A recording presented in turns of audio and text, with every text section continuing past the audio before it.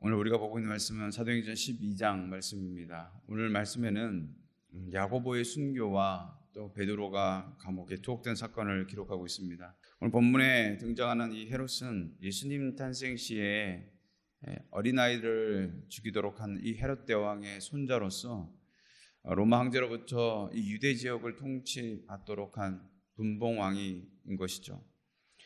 그는 유대교를 믿고 그 관습을 따라왔던 자로서 친유대주의 정책을 펼치게 됩니다. 헤롯은 유대인들의 마음을 사기 위해 그리스도인들을 핍박하기 시작했는데 세베대의 아들 야고보를 죽이고 이제 교회의 기둥인 베드로를 옥에 가둠으로써 그를 처형한 날을 기다리고 있었던 것이죠. 헤롯은 야고보를 죽인 후에 베드로마저 죽이고자 했던 것입니다. 교회는 이미 2번씩이나 베드로 사도를 포함한 다른 사도들이 감옥에 갇혔던 경험을 갖고 있습니다. 더욱더 베드로의 이 투옥은 야고보의 순교 이후에 일어난 일이기에 교회를 말살시키려는 헤롯의 음모가 분명히 드러난 시점이었다는 것이죠. 그래서 감옥도 병사들로 하여금 철저히 지키게 만든 것이죠. 오늘 우리가 본문의 이 베드로의 구출 기사를 보면서 함께 생각해 보아야 할 것이 있습니다.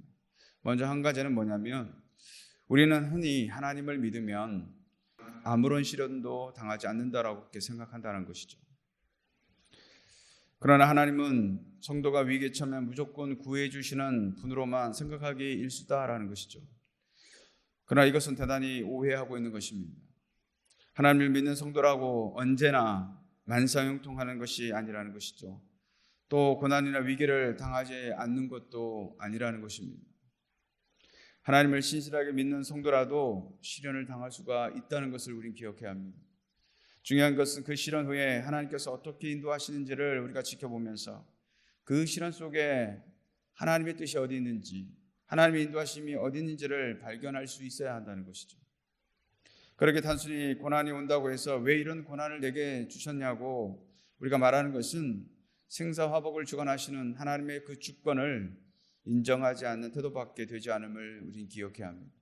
또 한 가지는 오늘 본문의 사건을 통해서 한 가지 의문이 드는 것은 하나님은 왜 야고보는 순교하도록 내버려 두시고 베드로는 구출하셨냐라는 것이죠. 하나님은 지나치게 베드로만 편애하신 것이 아닌가 이런 생각을 우리가 해볼 수가 있을 것입니다.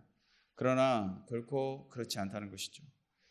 하나님은 자기 백성을 편애하지 않고 공평하게 사랑하시는 분이신 줄로 믿습니다. 분명한 것은 그분의 뜻과 계획과 목적 때문에 그렇다는 것이죠. 물론 우리는 그런 하나님의 계획이나 목적이 무엇인지 성경이 언급하지 않고 있기 때문에 정확히 알 수는 없습니다.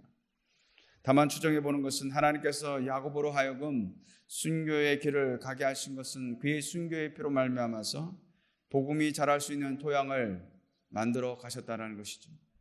그것이 그에게 부여된 사명이다라는 것입니다. 이에 반해 하나님께서 베드로를 구출하신 것은 그에게 살아서 이루어야 할 사명이 남아있기 때문에 그렇다는 것이죠. 사실 오순절 성령 강림으로 교회가 막 태동한 때부터 얼마 지나지 않는 이런 시점이었는데 이런 상황에서 만약 모든 사도들의 대표이자 교회의 수장이라 할 수 있는 이 베드로가 순교한다면 여러분 교회에 미치는 영향력이라는 것이 얼마나 크겠냐라는 것이죠.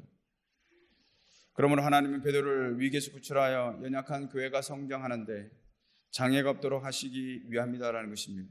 결국 그 베드로 역시 사명을 감당한 훗날에는 그 역시 순교한 것을 우리는 알 수 있다라는 것이죠. 사랑하는 성도 여러분, 오늘 우리가 죽고 사는 모든 문제, 형통이나 고난의 문제는 하나님의 편애나 능력과 관계된 문제가 아니라는 것이죠. 그것은 오로지 하나님의 목적과 관련되어 있는 줄로 믿습니다. 일반적으로 하나님은 자기 백성을 보호하시지만 당신의 원하시는 목적을 따라서 때로 고난과 죽음을 허락하시기도 하신다는 사실을 우리는 기억해야 합니다. 그러므로 우리는 고난을 당하고 또 위기에 처한다고 하여서 하나님의 사랑을 의심해서는 안 되는 것이죠. 오히려 그 가운데 하나님의 원대한 뜻이 무엇인지, 하나님이 원하신 그 목적이 무엇인지를 알아가기를 힘써야 될 줄로 믿습니다. 그래서 야고보서 4장 15절에 이렇게 말씀합니다. 너희가 도리어 말하기를 주의 뜻이면 우리가 살기도 하고 이것이나 저것을 하리라 할 것이거늘 라고 말씀하고 있습니다. 하나님의 뜻이 있다면 그 뜻 앞에서 우리가 살기도 하고 죽기도 할 수 있다는 것이죠. 따라서 복음으로 인해 고난을 당하고 주를 위해 죽음의 위기까지 처할 때는 그것이 주님의 고난뿐만 아니라 그의 영광에 동참한 것인 줄 알고 기뻐함으로 우리가 사나 죽으나 주를 위해 살아갈 수 있는 저와 여러분 되시기를 주님의 이름으로 축원을 드리겠습니다. 베드로를 철벽같이 가두어둔 헤롯의 이 폭력적 행사에 교회가 유일하게 대처할 수 있던 방법이 무엇이었을까요? 그것은 5절에 보시면 하나님께 간절히 기도하는 것밖에는 아무것도 없었다는 것이죠. 사실 지금 상황이 인간적으로 보면 기도나 하고 있을 상황이 아닌 것처럼 보입니다. 12사도 중 야고보가 죽었고 예루살렘 교회의 수장인 이 베드로마저 이 죽음을 위기에 놓여 있는 이 상황에서 사방으로 우리가 뭔가 노력을 해보아야 하는 것 아닌가라는 생각이 들 정도이죠. 그런데 교회는 베드로를 위해 고작 한 일이 기도였다라는 것입니다. 기도 외에는 다른 일은 생각하지 않았던 것이죠. 왜 그렇습니까? 그 이유는 고난 속에서 성도가 취할 수 있는 가장 큰 무기는 바로 기도이기 때문에 그렇습니다. 그리고 기도가 왜 중요하겠습니까? 헤롯이 교회를 향한 핍박은 교회를 말살시키려는 강력한 이 영적 세력에 대한 바로 영적 전투이기 때문에 그렇습니다. 이 말은 보이지 않는 사단과의 싸움이기 때문에 그 보이지 않는 이 영적 세력을 대항하기 위해서는 더더욱 기도가 절실했다라는 것입니다. 사단은 복음으로 말미암아 믿는 자의 수가 늘어가는 것에 대해서 어떻게든 자기 백성이 빼앗기는 것을 가만히 두고 볼 수 없어서 할 수만 있다면 모든 힘을 동원하는 것이죠. 그것이 정치적 세력이든 환경이든 무력을 동원해서 이를 방해하고 오히려 교회를 무너뜨리기 위해서 부단히 애를 쓴다는 사실입니다.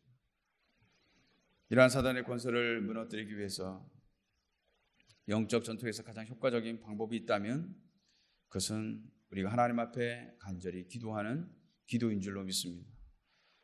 기도는 사단의 모든 괴계를 물리치고 승리하게 하는 강력한 무기이다라는 것이죠. 오늘 예루살렘 교회에 많은 사람들이 함께 모여 기도할 때에 어떤 일이 벌어졌습니까? 바로 하나님께서 옥문을 여셨다는 것이죠.